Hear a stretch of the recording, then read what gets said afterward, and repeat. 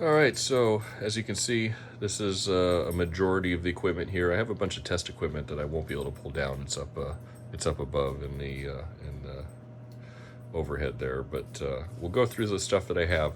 We'll start with some of the radios. So we'll start here at the bottom. So this is AN URC-9. It would also be called the AN SRC-21.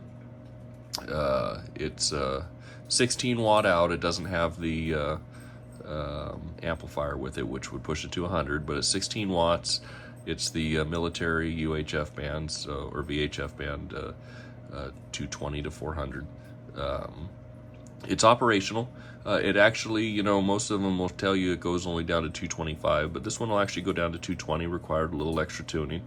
It's AM only, so unfortunately, there's not a whole lot of activity out there on it, but you can hear some air bands and stuff like that. I have a 1.25 meter antenna on the roof, so it's made specifically for this.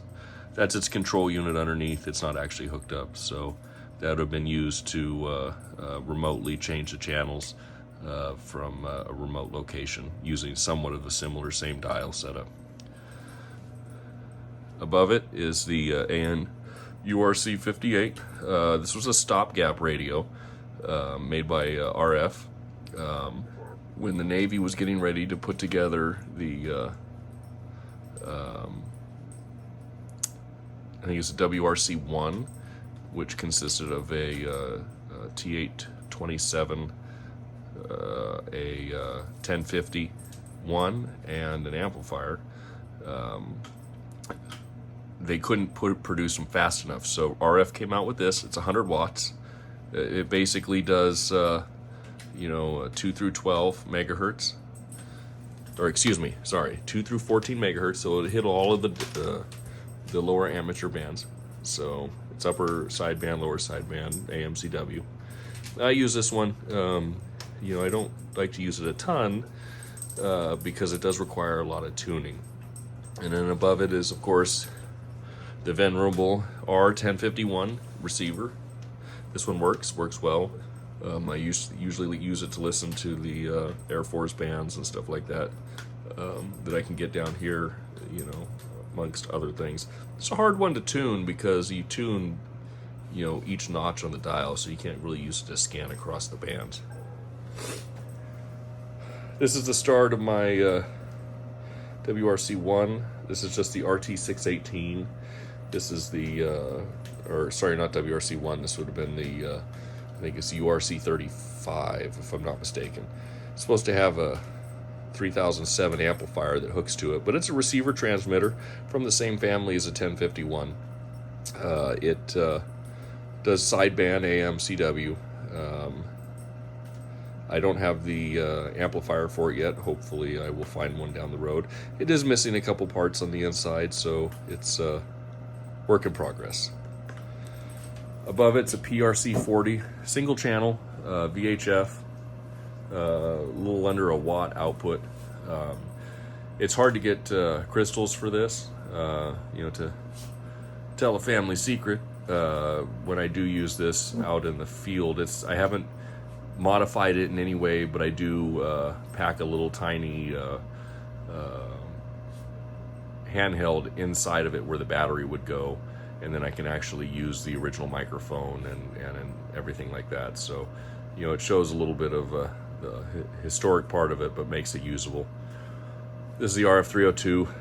This is the antenna tuner for the URC-58. I do have some World War II stuff over here.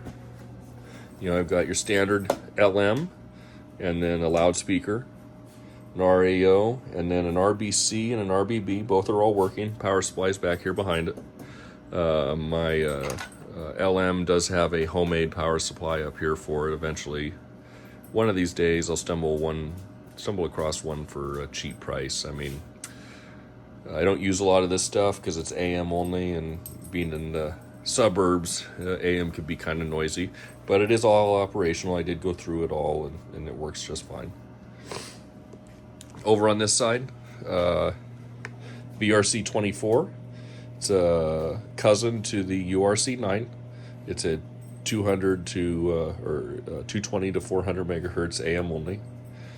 I do have a Klansman PRC 320, PRC 10. This is a work in progress. The 320, I got it, but it does have an issue with not powering up, so that's down the road on the bench. PRC 24, it does work. I take it out to field day. It's got a little dynamotor in it. You know, makes a lot of noise, attracts some attention. I do have a PRC 47 in the actual case down here below me, and I have a URC 74, which is also down here that I use when I'm out in the field. It's a UGC 74B model. So that's what I have consistent of my radios.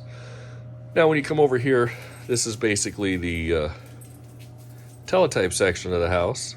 So I do have all the radios patched in to here and here. This is the receiver patch panel. As you can see, all the radios are here. You know, all the transceivers or transmitters are down here. And then all the different units. CV2460, this is my TU170 civilian unit, another CV2460, etc. So it allows me to pipe in anything from Raspberry Pi that I use to receive ITTY and SDRs, to hooking a computer up to it to generate tones using the computer to make it easier to punch tape. I do have the telegraph distortion analyzer. Pick that up locally. Now down here is the heart of the teletype operation. So I have a PP3494 UG power supply that does the supply for the loop. And then I have my two 2460s and two CB483s. CB483 is a good unit. It will receive everything from civilian 170 hertz shift all the way up. Unfortunately, it doesn't have any mark hold capabilities, so it does print a lot of nothing in between if you don't have your squelch on your radio set up, which the Navy was not known to put a lot of squelch in their radios. 2460, I use this for the RatNet. The reason I have two is this one down here is connected to my KSR and one of my TDs. And this one up here is connected to the reperf, and it also comes off of the SDR. So I can reperf stuff from the East Coast via the SDR, which feeds into this one down here via a TD, and I can retransmit it back out over here on the West Coast, allowing cross-country communication with a little bit of new versus old flare. I got a SB1203A patch panel. This is for the loop. It has all of my equipment on there. I do keep my Raspberry Pi in this old case right here.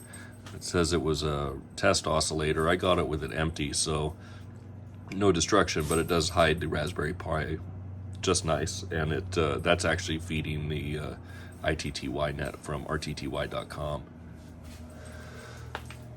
I got a TT187 Alpha mini TD, and then a TT187, which, as you can see, is the full-size TD, and then also a TT192 Alpha, which is the mini reperf. Come over here, and I have, this would be a TT307 KSR in a skin-tight case. This is my main operating station right here. And then I also have a TT-253 UG. It's a reperforator. I have not hooked up my classified, unclassified light there. Thanks, Nick. And then I do use this guy here. I think it's a, what is it? It's a 1004 Delta.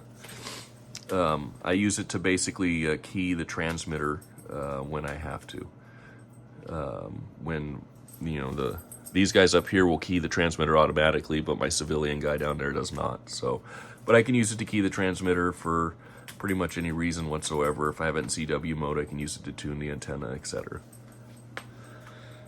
I pipe all of my voice radios through this guy.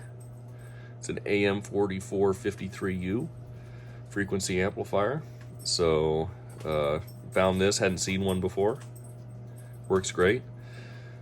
I have a Motorola handset here, so I can switch my switchboard into this, and any of the radios will feed into this handset. And I do have a Navy G phone, and that's actually hooked up because I still am one of those guys with a landline. So, other than that, I do have, random Navy test equipment up here. That's a battery charger for the batteries for the PRC-47. I got some spare parts, etc. But eventually, yep, I need a transmitter in here that's a full-size job, and then we will get that on the air. But anybody who likes radios and military equipment, I mean, they build it to last, and it shows.